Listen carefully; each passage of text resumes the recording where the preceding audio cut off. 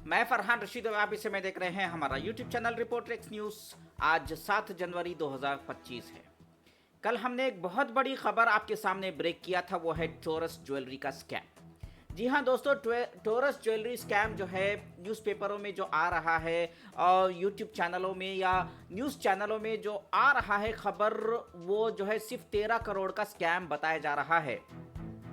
तो मैं आपको बता दूं कि ये स्कैम जो है 13 करोड़ का नहीं है, करीब करीब 5-6 हजार से 6,000 करोड़ का स्कैम है, जो मैं इस वीडियो में आपको खुलासा करने जा रहा हूं।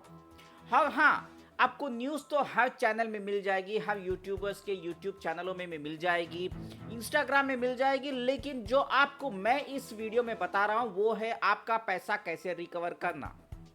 आप अपना मेहनत का पैसा जो इसमें जमा किया था उसको लीगली कानूनी तरीके से आप कैसे हासिल कर सकते हैं। अभी तक जो है पुलिस ने क्या स्टेप्स उठाए हैं वो तमाम चीज़ें आपको डिटेल्स दिया जाएगा। पैसा रिकवर होना है, कितने दिन में होगा, कितने महीने में होगा, कितने साल में होगा, ये अपडेट आपको इस वीडियो में ज़रूर दिया जाएगा। ठीक है, चलिए अभी मैं जो है पॉइंट पर आता हूं। सबसे पहले जो है मैं आपको न्यूज़ जो है जो वायरल हो रही है वो बता देता हूं।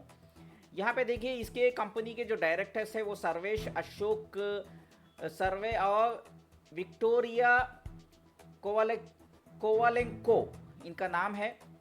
और अभी तक जो पुलिस का जो है केस वो ये हुआ है कि ये आपके Mumbai Torres jewellers fraud, how a vegetable vendor expose 13.5 crore scam in Dadar.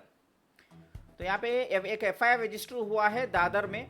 ठीक है, दादर के पुलिस स्टेशन में जो है टोरस ज्वेलर्स के डायरेक्टर्स और सीईओ के ऊपर, और 13.48 करोड़ का ये स्कैम बताया जाता था, जो कि सच नहीं है। मैं बताता हूँ यहाँ पे क्या हुआ। ये लोग क्या किए, ये लोग एक इंस्टाग्राम में और अपने यूट्यूब चैनलों में वगैरह सब जगह जो है एक पोस्ट डाल दिए। ये देखिए, ये पोस्ट डाल दिए इन लोगों ने। ठीक है, ये पोस्ट डाल दिए और लोगों को जो है गुमराह करने लग गए थे। ठीक है, इसके बारे में ज़्यादा हम डिस्कस नहीं करेंगे, लेकिन ओवरऑल क्या है, ये दो नाम बहुत इंपॉर्टेंट है, सर्वेश अशोक सर्वे और विक्टोरिया कोवालेंको। ये इन दोनों के ऊपर हमें एफआईआर करनी है। वैसे तो पुलिस ने ऑलरेडी इन लोगों के ऊपर एफआईआर तो रजिस्टर कर दिया है। ये 5,000 से 6,000 करोड़ का घोटाला है। अब सवाल आता है कि आप लोग अपना पैसा जो है रिकवर कैसे करें। अभी जो पुलिस ने जो रजिस्टर किया है वो तो 406 सेक्शन का इस्तेमाल किया है, 420 केस रजिस्टर किया है, चीटिंग का केस रजिस्टर किया, साथ के साथ एमपीआईडी का केस भी रजिस्टर किया है, जिसको कहते हैं Maharashtra protection of interest of depositors act, MPID act, जिसमें भी आपको इंसाफ मिलेगा।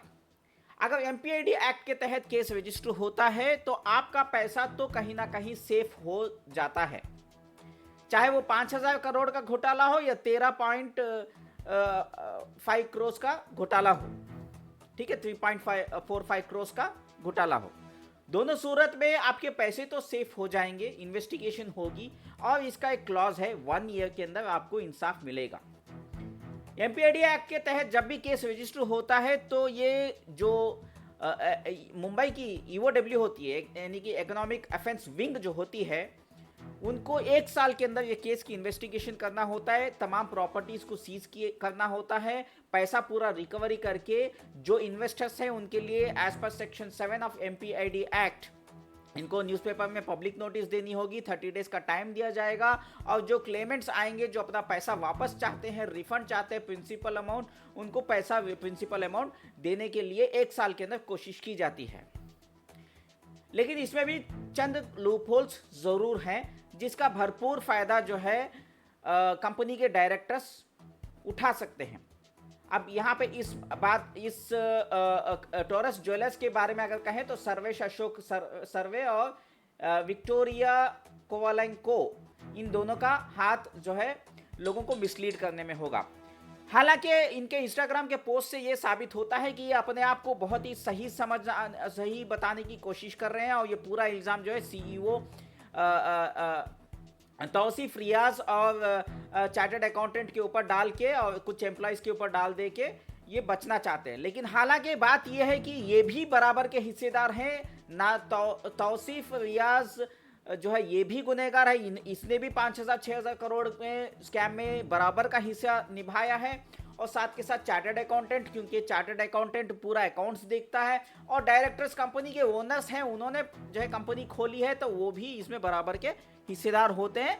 ये कहें जो है ये एक मिसलीडिंग इंस्टाग्राम में पोस्ट था, इनके वेबसाइट में और इनके व्हाट्सएप चैनलों में जो सर्कुलेट की जा रही है, उन बातों पे मत आइए।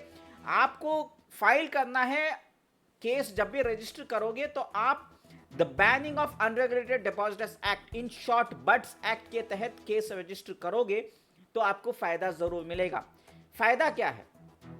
फायदा यह है कि 6 महीने के अंदर डिपार्टमेंट को, ईओडब्ल्यू को जो है केस रजिस्टर करने के बाद 6 महीने के अंदर पैसे की रिकवरी करनी है, प्रॉपर्टीज रजिस्टर, जो भी प्रॉपर्टीज हैं उसको सीज करनी है। और यहाँ तक कि अगर कोई यूट्यूबर्स हैं या कोई मीडिया चैनल है, कोई न्यूज़पेपर है जिसने एडवर्टाइजमेंट के जरिए पब्लिक को मिसलीड करने की कोशिश की है, उनके भी प्रॉपर्टीज जो है यहाँ पे अटैच हो जाती हैं, उससे भी पैसा रिकवर हो जाता है। कोई आपको मिसलीड करता है, कोई एजेंट्स हैं, अगर एजेंट्स ने 20% का कमीशन लिया है, उन लोगों के भी प्रॉपर्टीज को अटैच किया जाता है। जब तक रिकवरी पूरी 5,000-6,000 करोड़ की नहीं होती, तब तक ये ईओडब्ल्यूजे काम करती है और इन्वेस्टर्स को 6 महीने के अंदर पैसा दिलाने के लिए कोशिश करती है, क्योंकि कानून इसकी इजाजत देता है। जितने लूप होल्स एमपीएडी एक्ट में हैं, उतना ज्यादा लूप होल्स ये बट्स एक्ट में नहीं है। एमपीएडी एक्ट के अंदर जो है 1 साल के अंदर केस को जो है सॉल्व करने का होता है क्लॉज। अगर बट्स एक्ट के तहत, बट्स एक्ट जो है ये सेंट्रल लॉ है, एमपीएडी एक्ट जो है वो स्टेट लॉ है। तो सेंट्रल लॉ अगर एक्ट इसमें लगाया जाता है, बट्स एक्ट के तहत केस रजिस्टर हो जाता है, अगर आप लोग कामयाब हो जाते हो तो 6 महीने के अंदर केस को सॉल्व करना है, आपके पैसे वापस लौटाना है। हालांकि ये इंडिया में बट्स एक्ट को ज्यादातर जो है इनकरेज नहीं किया जाता, क्योंकि ईओडब्ल्यू या पुलिस डिपार्टमेंट जो है कहीं ना कहीं हैंड इन ग्लोव होती है, और ये जो अक्यूज होते हैं डायरेक्टर्स कंपनी के या सीईओस होते हैं, उनके साथ हाथ मिला करके बट्स एक्ट को रजिस्टर नहीं करने के लिए बहुत जोरदार कोशिश करते हैं। तो आप लोग अगर इसको सही से जो है कामयाब हो जाएं, ये बट्स एक्ट लगाने के लिए, रजिस्टर कराने के लिए, आप आराम से कर सकते हैं। आपको मल्टीपल प्रोटेस्ट करने होंगे, सोशल मीडिया में आवाज़ उठानी होगी, x.com में जाके ट्वीट करना पड़ेगा, यूट्यूब में आवाज़ उठाना पड़ेगा, फेसबुक में आवाज़ उठाना पड़ेगा। अगर आप सोशल मीडिया को और ऑन ग्राउंड प्रोटेस्ट को दोनों को साथ में लेकर के चलेंगे, कानून की लड़ाई अगर आप लड़ेंगे, तो आपको इंसाफ 6 महीने में मिल सकता है। अगर बट्स एक्ट सही मायने में लगा तो सीबीआई की जांच एजेंसी इसको इन्वेस्टिगेशन करना शुरू कर देगी, स्टेट की पुलिस अगर इन्वेस्टिगेट करेगी। यहाँ पे भी लूपहोल्स बहुत होते हैं। सेंट्रल गवर्नमेंट की सीबीआई अगर इस पे इन्वेस्टिगेट करेगी, आपको इंसाफ जल्दी मिल सकता है। ये बहुत सारी चीज़ें हैं जिसको हमें इस पे गौर फिक्र करना है। ये आपको गाइडेंस शायद ही कोई यूट्यूबर या कोई न्यूज़ चैनल आपको देगा। तो यही वजह है कि हम आपको जो है, ये हम 9 साल से लोगों को जो है अवेयरनेस क्रिएट कर रहे हैं कि अगर आपके साथ ऐसा कोई फाइनेंशियल फ्रॉड होता है तो आप बिना देरी के सबसे पहले आपको पुलिस स्टेशन में जाना है। और अगर आप उस शहर में नहीं है जहां पे इसकी हेड ऑफिस होती है, तो अपने ही शहर में नज़दीकी पुलिस स्टेशन में जाके 0 एफआईआर करना है। और आफ्टर 2019 के बाद, क्योंकि बट्स एक्ट लागू हो चुका है, the banning of unregulated depositor schemes act, उसको अगर आप अप्लाई करते हो तो इसमें आपको बहुत जल्द इंसाफ मिलेगा। 6 महीने में आपका पैसा रिकवर हो जाएगा।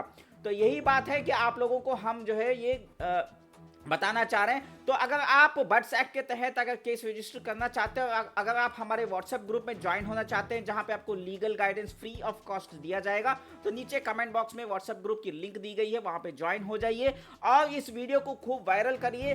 बहुत सारी चीज़ें आपको डिस्कशन ग्रुप्स में बताई जाएंगी, पॉइंट्स बताए जाएंगे, जैसे कि बट्स एक्ट का सेक्शन 7 क्या आपको इंसाफ मिलेगा, कौन सा सेक्शन आपको इसमें लगाना है, और एफआईआर की ड्राफ्ट कॉपी चाहिए वो व्हाट्सएप की ग्रुप में मिल जाएगी। और सेक्शन 11 आपको पैसा दिलाने में कैसे मदद करेगा बट्स एक्ट के तहत। और एमपीएडी एक्ट का अगर केस बट्स एक्ट में नहीं लगता, एमपीएडी में तो ऑलरेडी लग चुका है, वो तो अच्छी बात है, कोई बात नहीं, 1 साल में तो इंसाफ मिल ही जाएगा।